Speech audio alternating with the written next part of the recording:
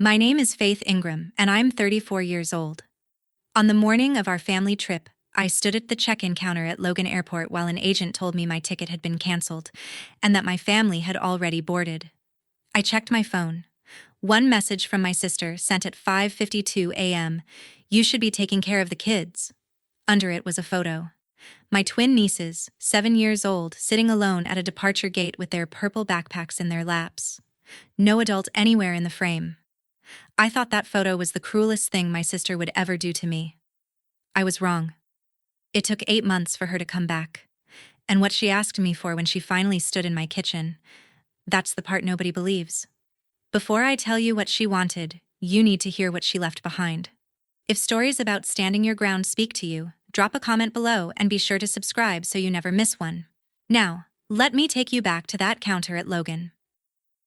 I got to Logan 3 hours early that morning, because that's who I am. I'm a pediatric nurse. I plan for delays the way other people plan vacations. Patricia had booked the whole trip herself. 10 days in Florida, her treat. One reservation for all 6 of us. Family rate, Faithy.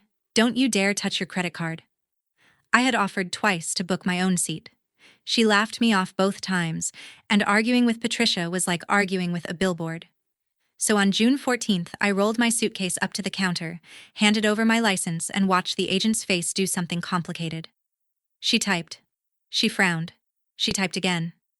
"Ma'am, this reservation shows your seat was canceled last night by the booking holder." I asked her to check again, and she did. And then she said the sentence I still hear on bad nights. "Your family has already boarded." The flight to Miami had pushed back from the gate 11 minutes earlier. I called Patricia. It rang once and went to voicemail. I called my mom. Straight to voicemail. She turns her phone off the second a flight attendant looks at her. Then the text came through, with its little chime, cheerful as a doorbell. "You should be taking care of the kids." And the photo. Sadie and Quinn, side by side in those vinyl airport chairs, feet not reaching the floor, purple backpacks hugged to their chests. Quinn's thumb was in her mouth. She'd quit that habit 2 years ago. I was still staring at it when the loudspeaker said my name. My full name, twice, and asked me to report to the airport security office on the lower level. My hands went cold before my brain caught up. 2 little girls were sitting in that office. And they were mine now. I just didn't know it yet.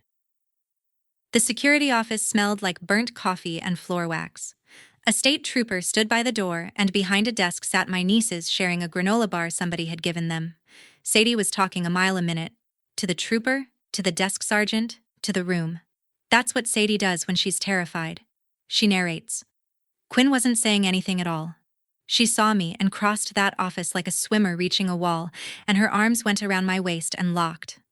A woman from the airline handed me a piece of notebook paper in a plastic sleeve. Patricia's handwriting, rounded and pretty, the handwriting of a woman who practiced her autograph in high school. Their Aunt Faith Ingram will pick them up. My phone number underneath, with a little dash between the digits like she had all the time in the world. A gate agent had found the girls 20 minutes after boarding closed, sitting right where their mother told them to wait. The trooper needed my license and my statement. The airline needed forms. Somewhere in the middle of it, I asked the question I'd been circling. The Miami flight. They had a connection? The airline woman checked her screen and nodded. Miami, then onward. International. She wasn't allowed to say more, and her eyes apologized for it. International. The family trip was Orlando. The aquarium, a rented house with a pool. Nobody had said a word about international. The trooper kept the note. "For the report," he said, sliding it into a folder. And I remember being annoyed about that. It would be months before I understood that folder was the first brick of everything that came later. I signed where they pointed. Then I took 2 7-year-olds home in a cab I couldn't afford. You have to understand how our family worked, and I can explain it with one porch. Growing up in Quincy, my mother used to brush Patricia's hair out on the front steps, in full view of the street. 40 strokes in the evening light, neighbors walking by, my mother waving. I watched from the window. My hair got brushed inside, at the kitchen table, fast, before school. When I made honor roll, Mom said, "You're my easy one. I never have to worry about you." She meant it as love. I banked it as a job description. Patricia was 5 years older and beautiful in a way that organized every room she entered. She was the show. I was the stage crew. It stayed that way straight through her wedding to Derek, where I spent the reception in flat shoes with a clipboard, chasing a late cake, while the photographer arranged my sister under a willow tree. She hugged me at the end of that night, smelling like champagne and hairspray, and said I was a lifesaver. And the strange truth is that it felt good. Useful was the only currency I knew how to earn. So when Patricia turned her life into a brand, the Hale Life, 200,000 followers, matching outfits on the twins, a kitchen that existed to be photographed. Nobody in our family blinked. It was the porch again, with better lighting. Patricia always needed an audience. What I didn't understand yet was how much she needed one, what it cost to keep, and what she was willing to leave at a gate when the bill came due. Here is what my life looked like the morning before the airport, because I want you to see what was on the table. I'd been a pediatric nurse for 11 years, the last 6 on the overnight floor at the Children's Hospital downtown. Overnights pay a differential. I took every shift they'd give me, packed my lunch, kept my 10-year-old car, and bought a 2-bedroom condo in Dorchester that I loved with my whole chest. And on my refrigerator, under a magnet shaped like a lighthouse, hung the letter I'd read maybe 200 times. I'd been accepted to a pediatric nurse practitioner program in Seattle. 6 years of saving, 1 seat, classes starting the last week of August, a job offer on the far side of it. A whole life where nobody called me at 6 in the morning to borrow my Saturday. My friend Dana, charge nurse, mother hen, zero filter, kept threatening to frame that letter. "Who's going to cover everybody's shifts when you're gone?" she'd say. "Let them suffer." The plan was simple. Do the family trip, come home, list the condo, drive west with everything I owned in the trunk. I had a deposit down. I had a roommate lined up for the first semester. I had a countdown going in my phone, 71 days. Instead, on night 1 of the new arrangement, I stood in my hallway at 2 a.m. looking at my own suitcases, still packed for Florida, still standing by the door. Next to them, on the floor of my second bedroom, 2 little girls were finally asleep in a bed I'd made up with hospital corners, because my hands needed something they knew how to do. The first nights taught me the new rules of my own home. Quinn could not sleep unless the hallway light stayed on and her sister's bed was touching hers. She didn't ask for this in words. She dragged the bed herself, 6 inches at a time, and I helped, and neither of us commented. Sadie had a different ritual. She took her purple backpack, the one from the photo, the one from the gate, and she packed it. Pajamas, a toothbrush, her stuffed rabbit, a juice box she rotated out when it got warm. Then she zipped it shut and stood it by my front door. Straps up, ready. "So we're ready when Mom comes back," she said, in the tone you'd use to explain where the forks go. I opened my mouth to say something honest and gentle, and then I closed it, because she's 7, and hope is load-bearing at 7. The backpack stayed by the door. I learned to step around it the way you learn a new house in the dark. Just after midnight on the 4th night, my phone lit up on the nightstand. A notification, the old reflex. I still followed my sister. Patricia had posted a story from somewhere with tiki torches. A cocktail with a paper umbrella. An infinity pool going gold in the sunset. Bare feet on a lounge chair. The caption said, "Family time is everything." I sat on the edge of my bed in the dark and read it maybe 10 times. Down the hall, one of her daughters was sleeping with a packed bag pointed at the door like a compass needle. I put the phone face down. Whatever this was, it wasn't a panicked mistake. It had an itinerary. The state showed up on day 6, in sensible shoes. Her name was Marisol Vega, a caseworker with the Department of Children and Families, and she had the tired kindness of somebody who has seen every version of this kitchen table. The airport police report had triggered a file. Abandonment, suspected. She walked me through words I'd never had reasons to know. Kinship placement, background check, home visit, emergency hearing. She measured my second bedroom with her eyes, watched Sadie pour cereal for Quinn without being asked, and made notes in a folder that was already thicker than I expected. "You're a pediatric nurse," she said. "That helps. Courts like relatives, and they like relatives with steady jobs." I told her I had a leave of absence form half filled out in my bag, and a charge nurse already juggling my shifts. She nodded like she'd guessed. Then, at the door, with her coat half on, she asked the question that snagged. Has anyone from the family contacted you about the parents' finances? I said no. I asked why. She gave me a look I'd file away and understand in September. A look that said she'd read something in that folder she wasn't allowed to say out loud. Keep records, is all she answered. Everything. Receipts, texts, dates. You'll thank me. That night I started a notebook, because I'm a nurse, and charting is how we pray. First entry. 2 names, 2 birth dates, 1 door with a packed purple backpack beside it. I didn't know yet that I was building a case. I was just doing the thing I always do, writing down what the fever's doing, so somebody later can see the pattern. That weekend, I drove out to Weston to get the girls' clothes, and I let myself in with the spare key Patricia kept under a fake rock that cost $40. The house was staged even with nobody in it. Throw pillows chopped, candles centered, a bowl of lemons going soft on the island. It took me 10 minutes to notice what was wrong, because what was wrong was invisible. The master closet was half empty. Not vacation empty, gone empty. Winter coats missing in June. The safe in Derek's office stood open, cleaned out, keys still in the door. On the kitchen counter, a stack of mail a foot tall, and I'm not proud of this, but I looked. Final notice. Final notice. A letter from the bank about the mortgage with a phrase I had to read twice. Intent to accelerate. A statement for a credit card with a balance that had more digits than my annual salary. And taped to the front door when I left, tucked behind the seasonal wreath so the neighbors wouldn't clock it, a folded county notice dated 2 weeks before our trip. They had known. While Patricia was posting a countdown to family adventure time with airplane emojis, this house was a sandcastle at high tide. Upstairs, the twins' room stopped me cold. It was untouched. Beds made, summer dresses folded, 2 toothbrushes standing in a cup shaped like a whale. Every adult thing in that house had been packed, sorted, and spirited away. The one room they never planned around was the one with bunk beds. I filled 3 suitcases with little girl clothes and drove back to Dorchester with my knuckles white the whole way. This was no vacation gone wrong. This was an evacuation, and the children hadn't made the manifest. My mother flew home 3 days later on a ticket I bought, because hers had been part of Patricia's booking, and Patricia's booking was a crime scene now, at least in my head. Her name is Judith. She's 64, and she came off that flight looking like a woman who'd aged a season in a week. She'd boarded at Logan believing the story Patricia fed her the night before, that I'd been pulled onto a shift, that I'd volunteered to stay back with the girls. She said, "You know how Faith is," Mom told me, twisting her rings. And I did know. That's the thing. It sounded exactly like you.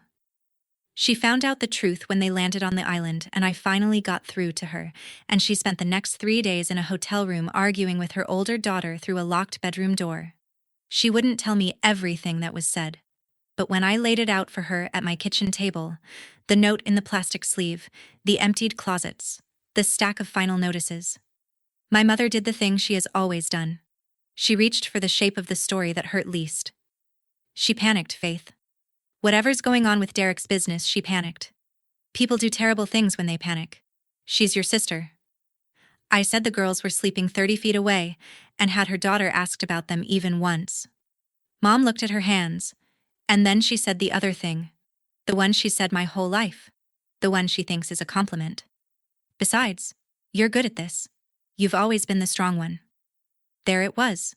The porch, the hairbrush, the window. I stood up and rinsed a cup that was already clean. I love my mother. But that night I understood I'd be doing this alone, the way I'd apparently been assigned to do it before I was even asked. A month later, 2 men in dark suits rang my buzzer. They hadn't come about the girls. But before the suits, let me show you July, because July is where the new life set its bones. My schedule became a spreadsheet with no white space. Dana traded me onto day shifts, calling in favors she'd been owed since the Bush administration, and every morning I made 2 lunches with the crusts cut off 2 different ways, because God forbid twins be the same person. I enrolled the girls in the summer program at the school near my condo, which required a guardianship letter I didn't have yet, which required a call to a legal aid line, which required holding for 50 minutes with a child on each knee. Paperwork became my second language. And in the middle of all that bureaucratic mud, one small green shoot. Quinn hadn't spoken more than a yes or a no since the airport. Not to me, not to Sadie, not to the therapist the pediatrician recommended. Then, on a Tuesday evening, on the stoop, the neighbor's orange cat came and sat against her sneaker like he'd been assigned there. And Quinn leaned down and told that cat, in a whisper I barely caught, "We live here now." A whole sentence, whispered to a cat. I went inside and cried into a dish towel with the water running so nobody would hear me, and then I wrote it in the notebook, dated, because progress is progress, and I chart everything now. 2 days later, an envelope arrived from the Probate and Family Court. A hearing date for temporary guardianship, second week of July. I stuck it to the fridge right beside the letter from Seattle, and I stood there a long minute, looking at my whole future filed under one magnet. The lawyer I found was named Ruth Okafor, and I liked her in the first 90 seconds because she'd talked to me the way I talk to parents in the ER. No syrup, no doom, just the map. Temporary guardianship first, she said. Supervised by DCF. It gets you school enrollment, medical consent, insurance. What it doesn't get you is permanence. If the parents object from abroad, this turns into a longer road. Understand that going in? I said I understood. I half did. The hearing itself took 19 minutes in a courtroom that smelled like old radiators. Marisol's report did most of the talking. The judge was a small gray woman with reading glasses on a chain, and she flipped pages for a while and then looked at me over the top of them. "Ms. Ingram, you're single, you work full-time, and you're taking on 7-year-old twins." It wasn't really a question, so I waited. "Do you understand this may not be temporary?" she said. The room got very quiet. Ruth had prepped me for forms and dates, not for that. I thought about the backpack by my door and the countdown still running in my phone, 60 days to Seattle. "I understand," I said, "that they need a permanent somebody. I'm what's here." The judge studied me a second longer than was comfortable, then signed. Temporary guardian. Review in 90 days. In the elevator down, my phone buzzed. An automated email, cheerful blue banner, from the nurse practitioner program in Seattle. Reminder, confirm your seat by August worse. We're excited to meet you. The doors opened on the parking level. I did not confirm my seat. I also did not decline it. I put the phone in my pocket and drove home to make dinner. The suits came on a Thursday, 10 days after the hearing. Federal agents. And they showed their credentials slowly. The way you'd show a card trick. The older one, Whitfield, had gray at his temples and a voice like a librarian. They sat at my kitchen table, declined coffee, and asked their questions in tidy rows. When had I last spoken to Derek Hale? What did I know about Hale Coastal Partners? Had I ever been solicited to invest? I answered all of it straight, because the truth was short.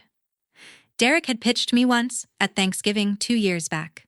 A real estate fund, coastal vacation properties, friends and family returns. I'd asked to see the audited statements. He'd laughed and topped off my wine and called me the family actuary, and the subject never came back. "You asked for audits?" Whitfield repeated, writing. "Anyone else in the family ask that kind of question?" I said no, and something in how his pen paused told me the answer mattered. They were 40 minutes into wire transfers and dates when Whitfield glanced at his folder and asked, almost gently, "Did your mother invest?" The kitchen went still. I said I didn't know. He nodded like that was an answer too, and maybe it was. People ask me why I talked to them at all, why I answered every question that day about my own sister. It's simple. The truth was, the only thing in that house Patricia hadn't packed and taken with her, and I intended to keep it where I could see it. If you've ever had to choose between protecting family and telling the truth, then you know how heavy a doorbell can sound. And if you're still with me, do me one favor and hit subscribe, because the next part is the one that kept me up at night. After the agents left, I called my mother. She didn't pick up all evening. She came over the next morning instead, before 8, still in her church cardigan, and I knew before the kettle boiled. My mother had put money into Derek's fund. Not mad money, not a flyer. She had taken out $180,000 against the Quincy house, the paid-off house, the house my father died still bragging about, and wired it to Hale Coastal Partners in 2 installments the previous fall. Patricia set up the meeting, she said to her teacup. Derek showed me statements. 14% faith. It was for my care someday, so I'd never be a burden on you girls. Then quieter. Patricia said not to tell you. She said you'd worry it to death. That you'd make it. Smaller than it was. I sat there doing the math nobody wanted. I had warned them. 2 Thanksgivings ago I'd said the returns looked painted on, said it at the table, and been laughed at in stereo. I'd even mailed Mom an article about investment fraud aimed at retirees, which she'd received the way you receive a pamphlet from a teenager. There was no satisfaction in any of it now. Being right is a cold lunch. What got me, sitting across from her while her tea went gray, was the architecture of it.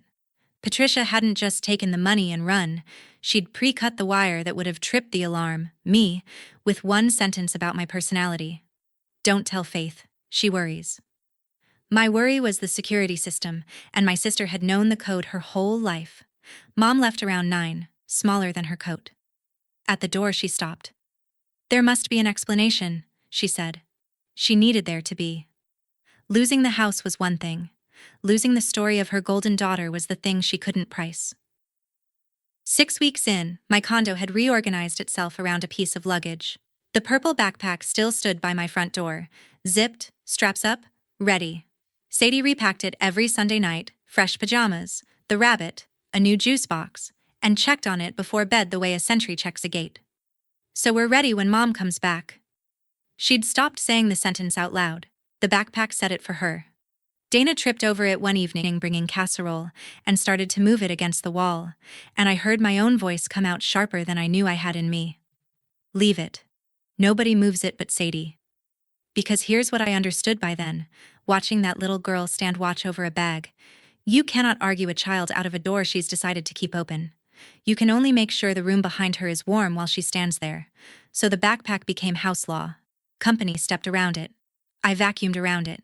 It was the first thing you saw walking in, and the last thing I saw turning off the lights. A purple flag planted at the border between the life my sister blew up and the one I was building out of the wreckage. And late that same night, Patricia finally made contact. Day 44. Not that anyone was charting it. A voice note breezy as a beach reed, ice clinking somewhere behind her. Faithy, hi. It's me. Don't be dramatic. Listen. Be a doll. I need you to FedEx the girls' passports to the address I'm texting you. It's gorgeous here, you'd die. I played it 3 times standing in my dark kitchen. 44 days. 2 daughters. And the first word from Paradise was not, how are they sleeping? It was logistics. She wanted their passports. I stood in the kitchen with her voice note still hanging in the air, and I thought about every time I'd said yes to my sister with my teeth clenched. Yes to the wedding clipboard. Yes to babysitting announced as fact. Yes, apparently in absentia, at a departure gate. Then I typed my reply, and it was a single line. No. I watched the little check marks turn blue and put the phone in a drawer, actually in a drawer, like it was hot. Reader, I had never once told Patricia no in 34 years. The word felt like a bone popping back into socket. 3 hours later she posted. Not to me. At me. A long caption about family sabbaticals, about how the people who question your journey are the ones who never had the courage to take one, about jealousy wearing the costume of concern. 200,000 strangers gave it little hearts. I read it once and felt weirdly calm, like I'd finally been handed the owner's manual. Every crisis had a caption, every caption had a villain, and the villain was never her. Ruth told me to mute her, not block her. Keep the channel open, she said. Forward me everything, answer nothing. Then Ruth called back the next day with something in her voice I hadn't heard before. She'd gotten the guardianship file cross-referenced with the public docket, the way careful lawyers do, and found a detail. The account that paid the twins' private school last year came from Hale Coastal Partners directly, and one of the authorized signers on that account was not Derek. It was Patricia, my sister, who told everyone she didn't do the money side. She had signing power the whole time. The wife who knew nothing was a costume too. The second email from Seattle came with a red banner instead of a blue one. Final reminder, confirm your seat by August 1st, or it will be released to the waitlist. Dana read it over my shoulder in the break room and put her coffee down. "You've earned that seat 6 years," she said. "Nobody on this earth would blame you. DCF finds placements, good ones. You could visit, video call, send money. You don't have to set yourself on fire." She wasn't wrong, and I want to be honest about that. There was a version of this where I went, and it was a defensible version. That same week I took the girls for their checkup, and their pediatrician, a soft-spoken man who'd been seeing them since they were born, asked to talk to me alone for a minute. He used the phrase attachment disruption. He said kids their age after an abandonment tend to attach hard and fast to whoever holds steady, and that every additional move re-breaks the same bone. "Whatever you decide," he said, "decide it once." That night, the condo was quiet by 9. I sat at my kitchen table with the laptop open, the confirmation page up, the cursor blinking in the little box like a heart monitor. Seattle on one side of the table. Down the hall, a nightlight, 2 beds pushed together, and a packed purple backpack aimed at my front door. "You should be taking care of the kids," my sister had written, meaning it as a leash. I sat there a long time, thinking about the difference between a leash and a choice, and whether I could even tell them apart anymore after a lifetime of wearing one and calling it a personality. I didn't click anything. Not yet. The summer program called me at work on a Wednesday. There'd been an incident. A boy in their group had heard his parents talking, the way kids do, and announced at snack time, "Your mom's famous. My mom says she's a thief." Quinn walked out of the room, found the coat closet, climbed under the bottom shelf, and stayed there for 2 hours. They didn't find her until Sadie stopped answering questions and just pointed. Sadie, for her part, had already punched the boy in the arm hard enough to require an ice pack and a form. I signed the form. I could not entirely condemn the crime. I drove them home the long way, and in the rearview mirror I watched Sadie's face go through its gears, and then she broke. Really broke. For the first time since June, the narrator finally out of script. "Why didn't she take us?" she screamed, and the sound filled the car like water. "We're small. We fit." I pulled over on a side street in Milton and got in the back seat and held them both while traffic went by like nothing was ending. I'm a pediatric nurse. I have held a lot of people's children while they cried. It is different when the child is yours. And that was the afternoon I stopped pretending these two weren't mine. The intake therapist saw the girls that Thursday, and afterward she waved me in, alone. I expected homework, coping charts, a pamphlet. Instead, she looked at me the way Marisol had at my door in June, kind and level. "They're doing about how I'd expect," she said. "They have you. So here's my actual question." She folded her hands. "Who's taking care of you?" I never answered the therapist, because the honest answer was a spreadsheet and a dish towel. And that same week, the easy road closed for good. Ruth called me in and slid a letter across her desk. Heavy paper, a Boston firm's name across the top in confident navy blue. Counsel retained on behalf of Patricia Hale. My sister, from an island with frozen credit cards allegedly looming, had found the money to hire lawyers. The letter objected, formally and politely, to any extension of guardianship beyond temporary status. It requested the court preserve the parents' full custodial rights pending their return, and referred to the events of June 14th as an informal childcare arrangement among family members. I read that phrase 3 times. An informal childcare arrangement, the note in the plastic sleeve, the purple backpacks, Quinn's thumb back in her mouth at a departure gate. Ruth watched me read and didn't rush me. "Understand what this is," she said. "She won't come back for them. She also won't release them. Right now, those girls are the last thing she has that a court might weigh in her favor someday.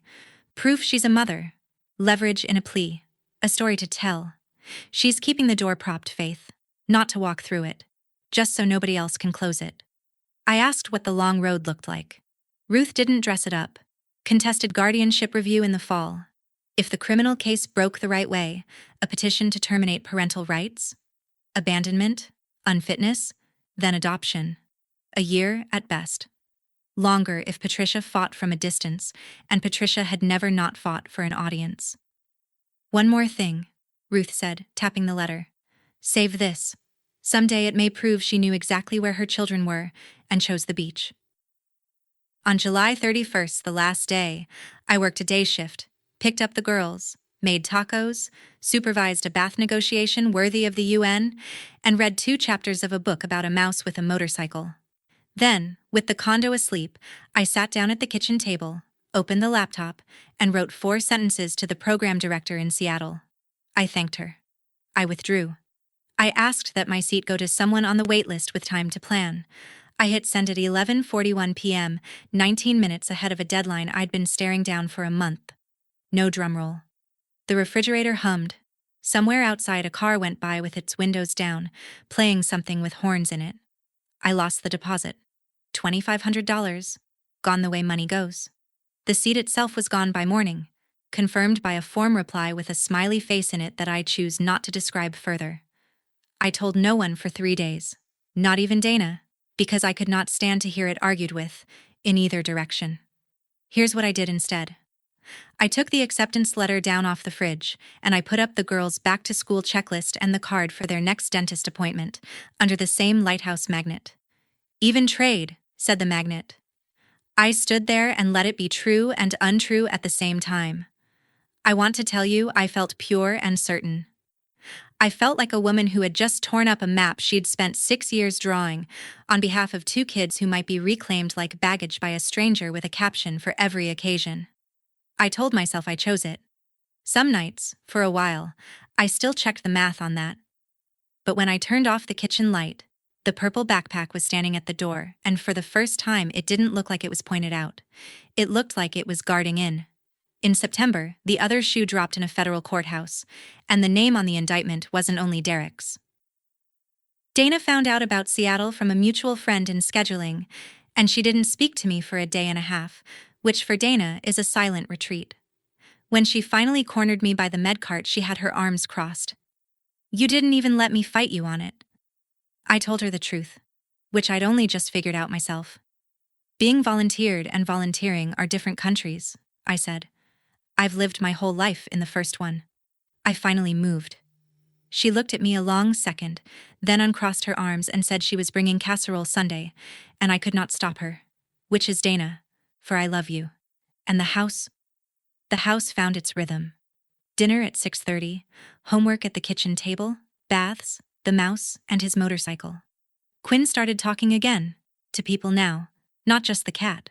Short sentences, placed carefully, like stones across a creek, but hers.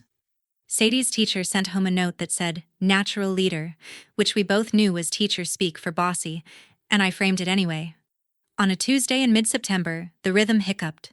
2 things happened an hour apart. The bank finally took the Weston house, and a photographer from a local paper stood on the sidewalk getting a shot of the auction notice on that $40 fake rock lawn, and my phone started ringing with numbers I didn't know. A reporter, then another one, voicemails using the word collapse. I didn't call back. I made dinner. But I knew what it meant. Something heavy was coming loose, and my family's name was under it. The indictment was unsealed on a Thursday. Hale Coastal Partners had never bought most of the coastal properties in its brochures. Money from new investors paid fake returns to earlier ones, and the rest paid for the house, the cars, the trips, the brand. Derek was charged with wire fraud and money laundering, a dozen counts. And there, 4 lines down, was my sister, Patricia Hale, promoter, authorized signer, charged in the conspiracy. The complaint quoted her own posts back at her, the tours of the kitchen, the "Our investors are family" reel, filmed the same week the fund's account couldn't cover a $900 wire. The victim list did the real damage in our world. Neighbors from Quincy, 2 retired teachers from my mother's parish, the Parents Association at a school in Weston, and Judith Ingram, $180,000, secured against her home. I drove to Mom's that evening and found her in front of the television with the sound off, the remote balanced on her knee like she'd forgotten it. On the screen, a reporter stood outside the shuttered Weston house. Mom didn't look away from it. "I keep waiting for her to call me and explain," she said. "Her whole life, Faith. If Derek had statements, she carried them in her good handbag. If there was a party, she knew what it cost." Then my mother said the sentence I'd been waiting for without knowing I was waiting, the one that cost her the most. She knew. No excuse attached. No she panicked. No she's your sister. Just that. Set down like a full suitcase. I took the remote gently out of her hand and turned the television off. That night, for the first time in 12 years, Patricia's Instagram went dark. No posts, no stories, nothing.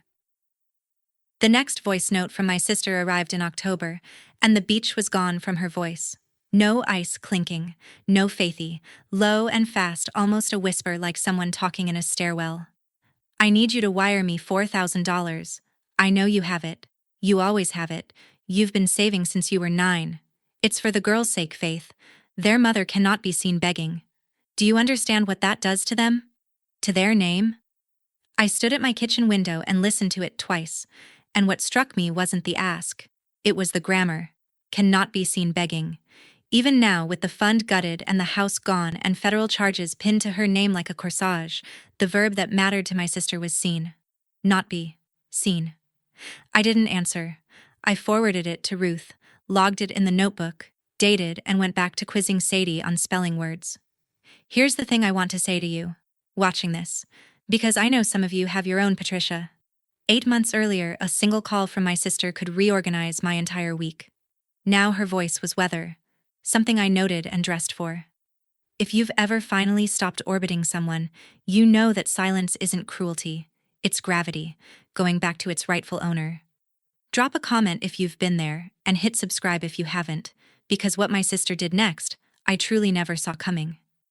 It was a Tuesday night, 9 o'clock, girls asleep, when Ruth called my cell instead of my email, which Ruth never does. Her voice had its courtroom flatness on.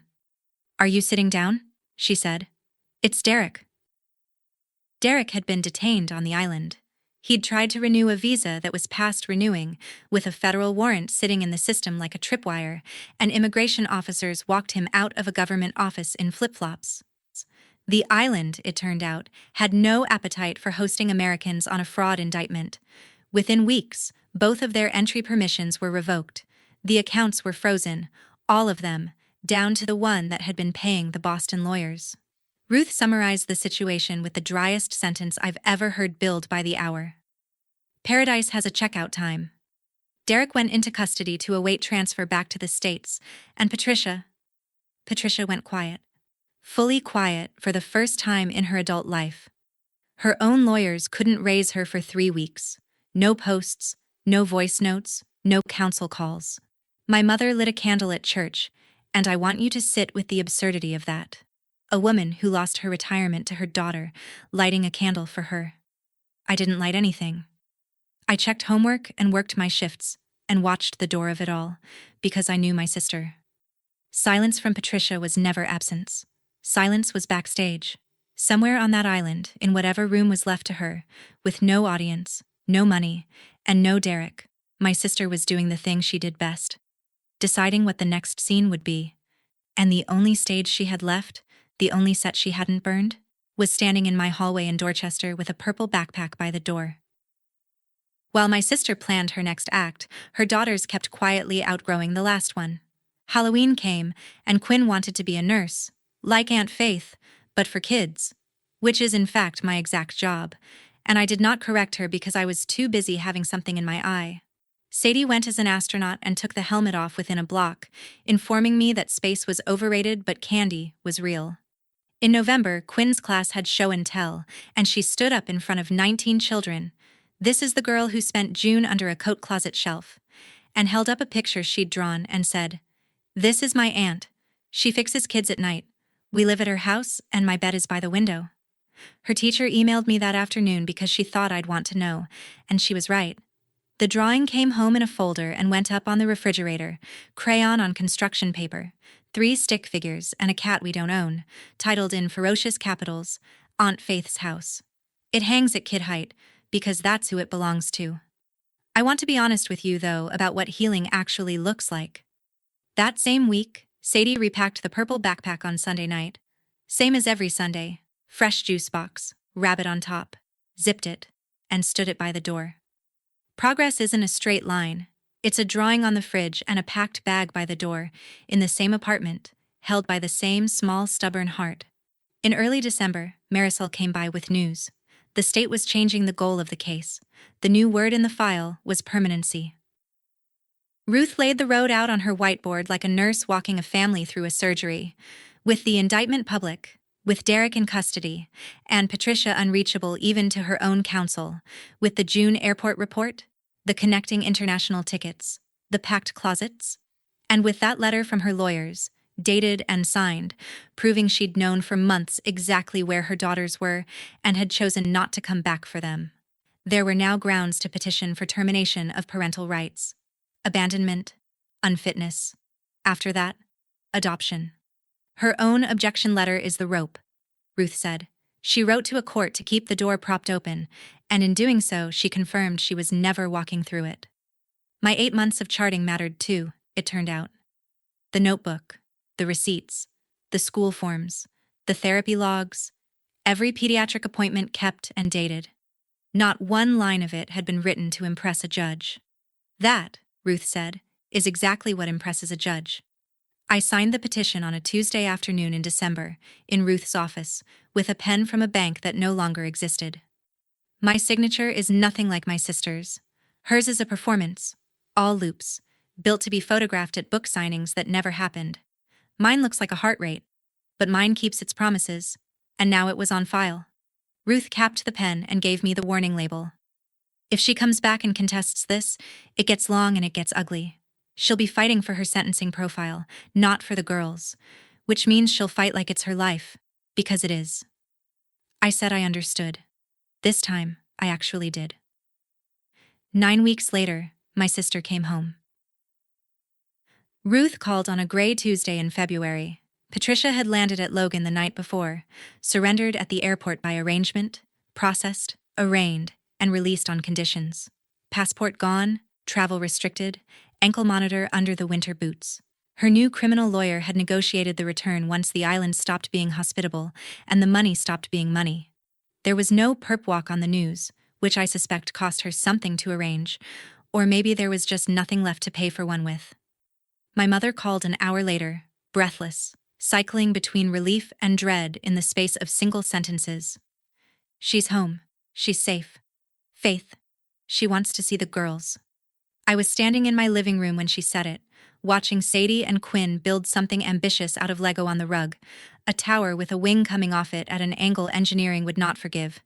Quinn had her tongue between her teeth. Sadie was narrating the build. They didn't know their mother was 30 miles away for the first time in 8 months, and I got to decide when they would, because a court order said so, and I had learned to be grateful for paper. I told Mom that visits weren't mine to grant anymore. There was a case, a caseworker, a process. All true. All also a wall, and I built it calmly. Then I hung up and stood there doing inventory. The way you do before a night shift you know will be bad. My sister was out on conditions, with lawyers to pay and one asset left that wasn't frozen. I just didn't know yet that the asset she'd come to collect was me. She came on a Sunday at 4 in the afternoon, unannounced, which was its own kind of message. Patricia never arrived anywhere without a plan for the lighting. The girls were at my mother's for the afternoon, a scheduled thing, cocoa and a puzzle, and I have wondered since whether my sister knew that, and I've stopped wondering, because of course she did. I opened the door and there she was, 8 months later. Thinner. The camel coat still immaculate, the hair still obedient, the face still doing its job. The front of the house is always the last thing to fall. Faithy, she said, warm as a talk show, and walked past me into my kitchen like it was a set she'd dressed herself. She admired nothing. Her eyes did one lap, counters, drawings, dishes drying, cataloging, pricing, and then she sat at my table and folded her hands and pitched me. I'll give her this. It was clean. I'm going to make this simple because we're sisters and I love you. I will sign consent for you to adopt the girls. Full consent. Clean. Forever. No fight. No years of lawyers eating your savings. They stay here, in this sweet little life you've built. You get everything you want. She let that sit, then leaned in for the price. In exchange, 2 small things. You tell the prosecutor the airport was a misunderstanding, an arrangement between sisters that got garbled, childcare, family being family. And the girls do a few afternoons with me before sentencing. Lunch, the aquarium, nothing scary. Some photos. My attorney says the judge needs to see a mother. From her good handbag, she drew a document, already prepared, tabbed where signatures would go, and slid it across my table, past the fruit bowl, to rest in front of me. Consent to adoption. My name typed neat on the petitioner line. The whole thing needed only dates and ink. Everybody wins, my sister said softly, and smiled the smile that 200,000 strangers used to love. The girls get you, I get a chance. You get everything you ever wanted, Faithy. All you have to do is say one small thing that isn't quite true. I want to be honest about the next 60 seconds because I've never told anyone how close it was. Everything I wanted sat on my kitchen table with signature tabs. Permanence for the girls. No contested hearing, no year of motions, no chance, however small Ruth called it, of some future courtroom sending them back into the orbit of a woman with a caption for everything. All of it, one signature away, and the cost was a soft sentence to a prosecutor. A story about a misunderstanding, the kind of lie families tell every day. I'd like to say I never wavered. I wavered. I looked at the tabs and thought, who gets hurt? And then the answer stood up in me, wearing scrubs, holding a notebook. The truth was the only thing in this family Patricia had never managed to pack, sell, or stage. It was the one room she'd never gotten into.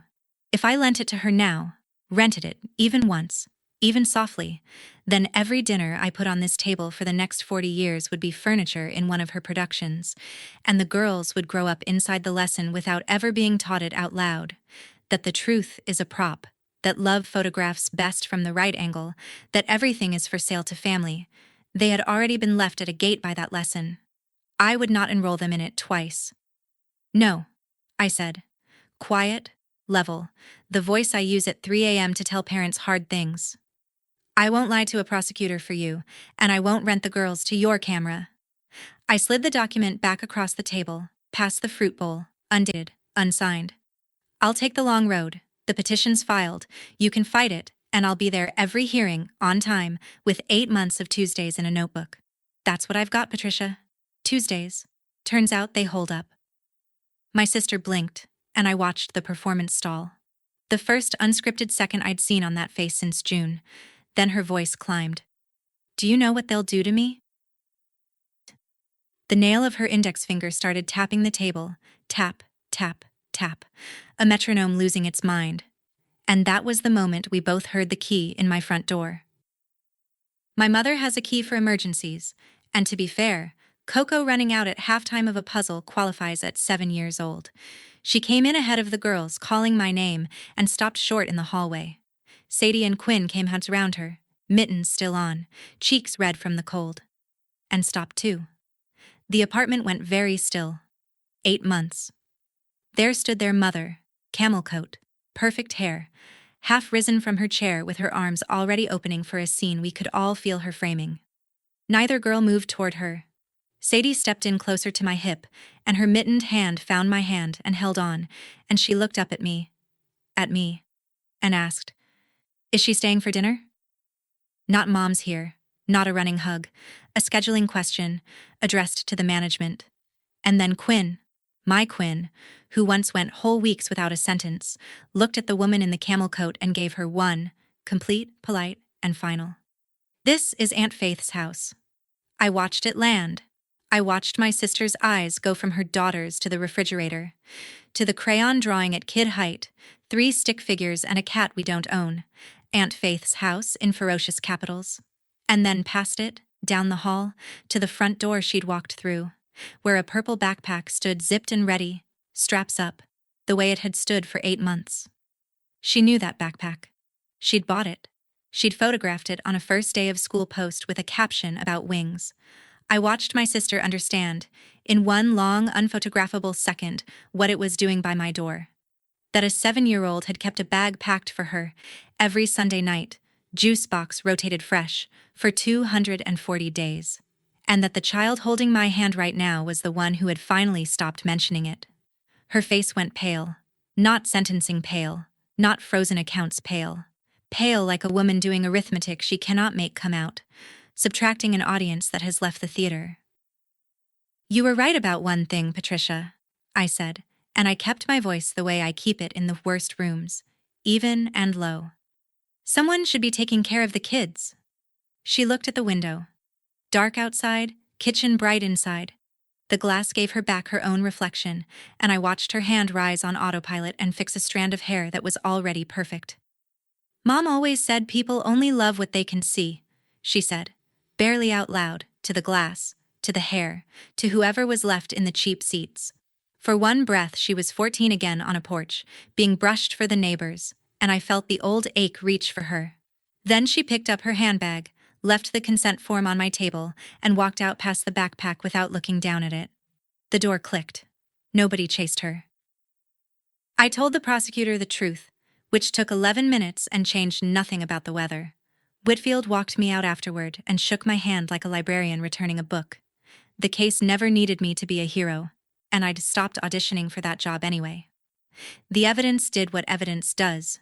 In April, Derek pleaded guilty to wire fraud and money laundering, and a federal judge gave him 9 years and a restitution order he will be paying from whatever afterlife accepts his currency.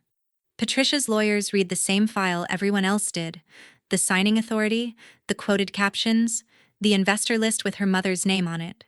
And in May, my sister took a plea. 30 months, restitution, the standard alphabet after her name where the followers used to be. I wasn't in the courtroom. I was at a second-grade spring concert, filming 2 off-key recorders with my whole heart. The termination hearing came in June, 1 year almost to the day from the gate at Logan. Ruth stacked the record like cordwood: the airport report and the note in the plastic sleeve, the international tickets, the objection letter that proved she knew and stayed, the plea, and a year of my Tuesdays. School forms, therapy logs, dated dinners, the pediatrician's letter, the teacher's emails. Patricia did not contest it. On the advice of the counsel she could no longer really afford. Parental rights terminated. Both parents. The judge with the reading glasses was long rotated off the docket, but I thought about her question the whole drive home. Do you understand this may not be temporary? Your Honor, I understood it eventually. Ruth called that evening, off the clock, no billing in her voice. You didn't win this today, she said. You won it every Tuesday at 6:30 at that table. Today the Commonwealth just agreed. Here's where everyone ended up, because you've earned the accounting. My mother sold the Quincy house in the fall. The fraud recovery will drip back pennies for years, and pennies don't pay a mortgage taken out at 63. She cried on the porch steps the day of the closing, on the exact spot where a hairbrush once performed love for the neighbors, and then she moved into a small, bright apartment 2 miles from us, and, at 65, learned the bus schedule. She comes for dinner every Tuesday. She is learning, slowly, on purpose, how to praise 2 little girls without straightening their collars first, and she fails some Tuesdays, and she comes back the next Tuesday anyway, which is the whole assignment. One night, drying the good pot, she stopped and said to the window, I saw you, Faith. All those years. I just thought easy meant fine. Then she hung up the towel and said it plainer. I should have said it out loud, I'm saying it now. We didn't hug or make a scene of it. I refilled her tea. Some apologies are better with saucers under them. Patricia writes from the facility in Connecticut. The letters read like captions that lost their photos. Journeys, growth. This chapter. She has never once, in any of them, asked what the girls eat for breakfast, which tells you what the letters are for. I answer with school pictures and short weather. The door isn't mine to seal. When the girls are grown, they'll decide what to do with their mother, and they'll decide it from solid ground, which is the only inheritance I ever wanted to leave them. The adoption was finalized on a Thursday morning in a small courtroom with bad carpet and good light, the summer after the girls turned 8. No cameras. Dana took the day off and cried louder than anyone. The judge let Sadie bang the gavel, and Quinn, asked if she had anything to say, considered the question with her tongue between her teeth and said, We already live there. Which the judge called the finest legal argument she'd heard all year. And the night before. I need you to know this happened on its own, because I would never have dared suggest it. Sadie unpacked the purple backpack. No announcement. I walked past the girls' room and saw her kneeling at her dresser, putting the pajamas in the drawer, standing the rabbit on the pillow, dropping the last juice box in the recycling with a little clink. She folded the empty backpack flat, the way you fold a flag, and put it on the closet shelf. Up high. Done. Then she came out to the kitchen and asked what was for dinner, and I said tacos. And that was the entire ceremony. On my refrigerator today, at kid height, there's a new school photo. Quinn's collar crooked, Sadie missing a front tooth. Both of them mid-laugh because the photographer sneezed. It's held up by tape and a lighthouse magnet. Nobody filtered it. Nobody staged it. Nobody will ever monetize it. It is, by every metric my sister ever lived by, a terrible photo. It's my favorite thing I own. I spent 34 years believing love was a bill that came due every month, and it took 2 7-year-olds and 1 locked purple backpack to teach me what my sister's 200,000 followers never could. That the love that saves you is never the kind that performs. It's the kind that shows up on a Tuesday, sets the table, checks the homework, leaves the hallway light on, and stays. That's my story. 1 canceled ticket, 2 girls at a gate, and a backpack that finally came unpacked.